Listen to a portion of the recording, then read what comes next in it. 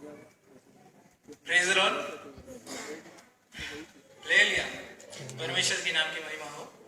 आज मैं आपको बाइबल के बारे में बताऊंगा। आइए हम सुनते हैं बाइबल की सतत कहानियां।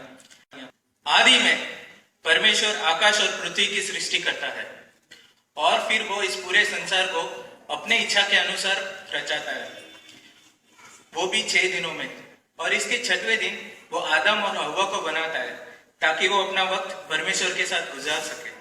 लेकिन तभी वो परमेश्वर की आज्ञा को पालन नहीं करते हैं और उसके दिए हुए परीक्षा में गिर जाते हैं।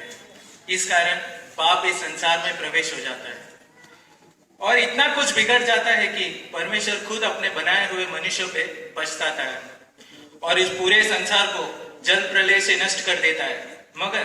मगर परमेश्वर नूह और उसके परिवार को एक जहाज के द्वारा बचाए रखता है ताकि ये संसार इनको लेके फिर से आगे बढ़े। और ऐसा ही हुआ।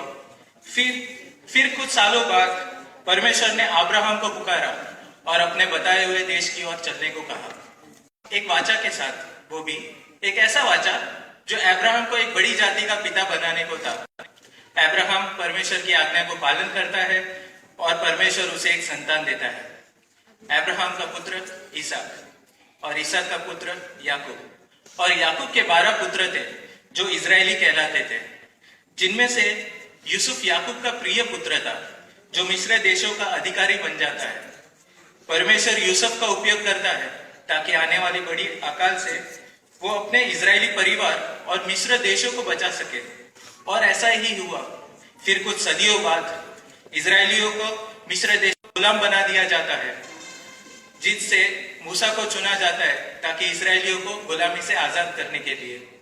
मूसा के बाद यहोशू उसकी जगह लेता है और अपने पूर्व पिता अब्राहम को वादा किए देश की ओर उन्हें ले चलता है। यहोशू के बाद परमेश्वर न्यायाधीशों, रक्षकों, नेताओं और पहलवानों को ऊपर उठाता है, जैसे कि देबोरा, गिदियोन, शिमशोन और इससे कई नौजवानों को भी खड़ा करता है जो परमेश्वर के लोगों को रक्षा करे और उनके लिए लड़े। लेकिन ये लोग इनकी नेतागिरी से भी थक जाते हैं और एक राजा की मांग करते हैं। फिर परमेश्वर इजरायलियों को एक राजा भी देता है, जैसे कि राजा साउल, राजा दाऊद और फिर राजा सुलेमान। लेकिन कुछ सालों बाद ये लोग इनके साथ भी बगावत करने लगते हैं और परमेश्वर के खिलाफ जाने लगते हैं। इजरायलियों का राज्य तो तितर फितर हो गया, क्योंकि अब ये लोग उनके पूर्व पिता यानी कि अब्राहम, इसहाक, याकूब के परमेश्वर को छोड़ के अन्य देवताओं को पूजने लग गए। इन दिनों में परमेश्वर एलीजा, एलीशा, येशाया और यिर्मयाह जैसे अनेक भविष्यवक्ताओं को भेजता है कि लोगों को चेतावनी दे। कैसी चेतावनी? अगर ये लोग अपने पापों को कबूल करके मन न फिराएंगे तो एक बहुत बड़ी आपत्ति के हकदार होंगे। लेकिन ये लोगों ने तो परमेश्वर की चेतावनी को भी ठुकरा दिया और अपने मन की इच्छा के अनुसार चलने लगे और मन भी न फिराए। फिर एक दिन दुश्मनों ने इन पे हमला किया और इन पे विजय पाया। अब ये बिखरा हुआ राज्य भी दुश्मनों के काबू में हो गया। परमेश्वर के लोगों को निंदा और अपमान सहना पड़ा, भूख और गुलामी की जिंदगी से जीना पड़ा। पर इन दिनों में भी इन लोगों के बीच में भी दानियल, शाद्राक, मेशक, अबेदनेगो जैसे नेक लोग अपना हौसला प्रभु पर बनाए रखे और परमेश्वर के लिए डटकर खड़े रहे, जो कोई नहीं कर सकता था। तकरीबन 70 सालों की ये बंदी गृह का दिन था। तब एजरा, नेहेमिया, हग्गाई, जकरिया, मल्किया और जेरुब्बाबेल जैसे कई भविष्यवक्ताओं और नेता को लेकर परमेश्वर लोगों को फिर से जिलाता है।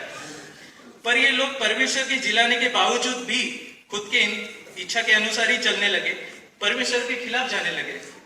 इसकी वजह से परमेश्वर 400 साल तक खामोशी रहा। कोई भी भविष्यवक्ता नहीं, कोई भी चमत्कार नहीं और कोई भी स्वर्गदूतों का दर्शन भी नहीं। 400 साल परमेश्वर खामोशी रहा। फिर एक दिन ये खामोशी टूट जाती है जब पवित्र आत्मा के द्वारा यीशु मसीह कुंवारी मरियम कोख पे उत्पन्न होता है और इस संसार में जन्म लेता है। वो बिन पाप किए एक सच्ची जिंदगी जी के दिखाता है और हमें कई सच्चाई की बातें को सिखाता है। उसकी कही हुई सच्चाई, उसके जताए हुए प्रेम, उसके बताए हुए चमत्कार और सभी अद्भुत कामों से वो साबित करता है कि वही परमेश्वर का पुत्र है, वही उद्धार करता है और वही हमारा मसीहा है।